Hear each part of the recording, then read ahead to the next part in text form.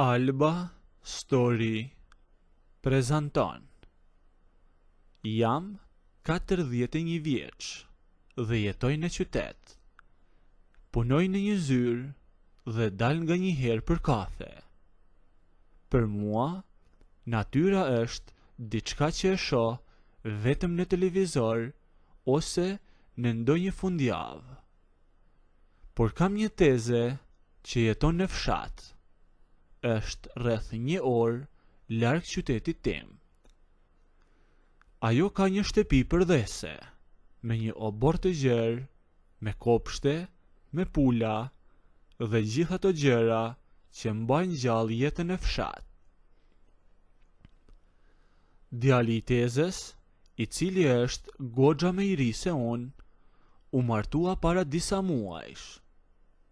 Mori një vajzë 23 vjeçe nga një fshat aty pranë. Isha në dasëm sa për të bërë detyren. I dhash dorë nuses, urova çiftin dhe u ktheva shpejt në qytet. As që kisha ndëruar 2 fjalë me të. Këto ditë u zgjova vonë dhe nuk kisha çfarë të bëja. Mora makinen, bleva 2 pako kafe dhe ca ëmbëlsira dhe thash të shkoja e t'i vizitoja. Rruga për në fshat deri në gjysmë ishte në rregull. E nga gjysma e fundit e shtruar me zhavor. Dhe makina ime, që ishte mjaft e pastër kur u nisa, u bë e gjitha me pluhur. E kur arrita tek porta e tyre i rash Boris. Tezja doli me një herë tek dera. E gëzuar sa nuk mund t'jo them. U përqafuam kur u pam, e ajo filloi të më pyeste për njerëzit e shtëpisë. Po djali ku është? E pyeta unë për djalin e saj. Ka marrë tha traktorin dhe ka zbritur tek qendra për të blerë ca thas me pleh për token, më tha ajo. Kthehet nga dreka. Rriti ulu aty në hijen e hardhis, se po shkojte të bëj një byrek të ngrohtë që ti e ke qef. E kështu, tezja u fut brenda në shtëpi, e ndërsa unë u ula tek ato karriget plastike në obor. Në atë moment, nga pas shtëpis, doli nusja e re.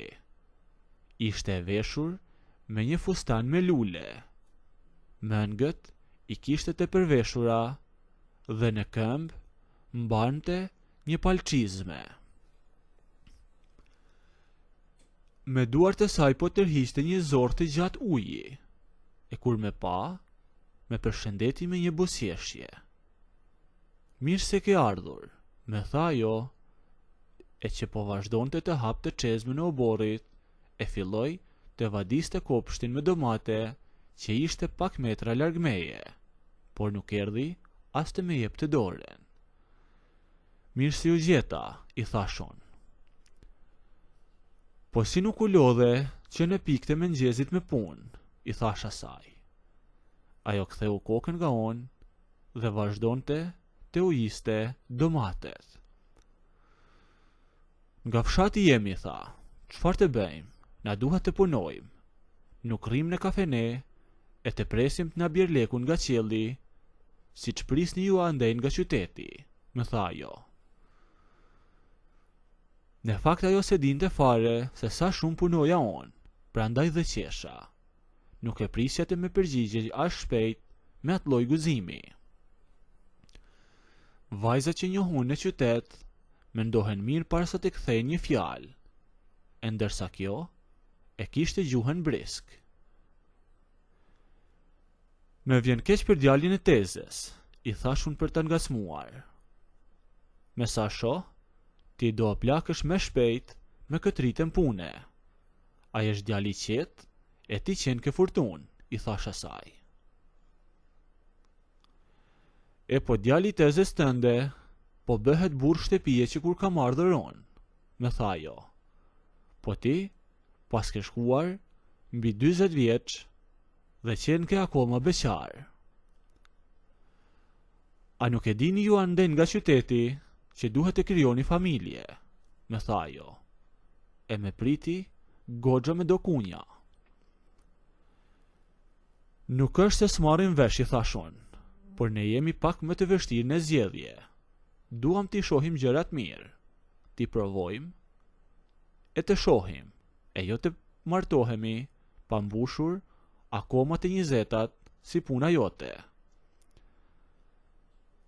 Shikoni, tha ju, derisa t'ju bëhen sy tek dera, e pastaj do merrni vesh me vonë. Me provokonte ajo duke qeshur. Doja t'i tregoja që nuk isha thjesht një njeri i zyres dhe që e njihja natyren. E unë ngrita nga karrigja, e unë nisa drejt kopshtit e saj. I thash prit të tregojon si bëhen këto punët e fshatit, se nuk është që kam lindur në qytet. Unë kisha veshur një palë kepus lëkure, mjaft të shtrenjta, dhe këto pantallonët e mia serioze, por i bëra 2 hapa brenda në kopsh për të marrë dadomate e për të ujitur atë kopësht që t'i ndihmoja dhe asaj e t'i tregoja që edhe unë dija se si ujitej toka. Por ajo tokë ishte e ujitur dhe kishte mjaft lloç. E sa po shkela, këmba me rëshitin e baltën e butë. U rrotullova keq, humba ekuilibrin dhe u përplasa në tokë. Edhe pse u mundova të mbahesha tek një hu aty druri pranë. Por këpucet e mia të lëkurës ishin zhytur tërësisht në balë deri te kyçet, ndërsa pantallonat ishin spërkatur kudo me dhe të zi. Ajo në vend që të më ndihmonte, filloi të qeshte me mua. Të lumshin duart, më tha ajo. Dole ti të më mësosh mua se si vaditet toka. Të thash të rish aty te karrigja, sepse si e për më shumë. Unë ndjeva në siklet, por edhe mua me erdhi për të qeshur me budallalekun tim. Dola nga dal nga balta, duke ecur me kujdes që të mos rrëzohesha prap. Shkova drejt një çezme të dytë që ndodhej aty pranë shtëpisë, ndërsa ajo e mbylli ujin e kopshtit e erdhi pas meje. Pse e mbyllej, thash, hape pak atë çezmen, të shpelaj pak këpucet, sepse u bëra skandal. Po çfarë do shpelash ti, më tha ajo, ato kanë mbaruar punë, por gjithsesi e hapi çezmen që unë të pastroja baltën. Aty ishim të dy në këmbë. Ishim larg dritares së kuzhinës ku ishte tezja, ndërsa unë po fërkoja këpucet e ajo po qëndronte aty duke me parë. Çfarë më bëre kështu, i thash asaj. U bëre vetë, tha, kush të tha të futesh në baltë si trim. Kështu bëni ju, këtej të qytetit, sepse nuk e dini se ku hidhni këmbët. Ajo vazhdon të gjithnjë duke me folur me kunja, e se dija nëse po me provokonte, apo ashtu e kishte të foluren me çdo kënd, sepse ishte hera e parë që po përballesha me te. Unë ngrita pasi mbarova punë me ujin, e ajo ishte aty përballë meje. I tha, shiko, unë e di shumë mirë se ku hedh këmbët, por nuk e di se ç'ke me këto kunja. Nëse mua nuk më duron për këto pak minuta që erdha, nuk e di se si e duron burrin tënd. Ai gjithë jetën nuk ka ditur kur t'i lidh 2 fjalë bashk. E ti po fliske sa për 7 veta, i thash asaj. Nëse burri im tha nuk di që t'i lidh 2 fjalë, ai di mjaft mirë të punoj. Ka ndërtuar edhe shtëpinë. Ndoshta nuk merret me zyre, e ndoshta nuk flet kaq bukur sa ti, e as nuk i ka këpucet e lëkurës të shtrenjta sikur ti, por është më i zoti se ti, më tha ajo. Mirë, i thash, fjalët e mbajnë njeriu gjallë. Ti je re, je plot energji. Por kujdes këtu në mes fshatit, sepse do qëndrosh gjithë ditën me zorrin e ujit në dorë. Si në fshatsin e qytet, besoj që jam e zonja vetes, me tha ajo. Pse çfarë mendon ti? A mendon që po të isha në qytet, do të rija e të prisja si ato që njeh ti? Ti nuk e di as vetë se çfarë kërkon, prandaj ankohesh për të tjerët. E ke mbetur beqar tër këto vite, me tha ajo. Nuk e dija prap nëse ishin ngacmime për ndonjë gjë më shumë, apo me kishte inat. Ishte diçka që s'mund ta dalloja dot, sepse fjalët i kishte të rënda, por fytyrën e kishte të qeshur kur me fliste. E pash që nuk e jepte veten.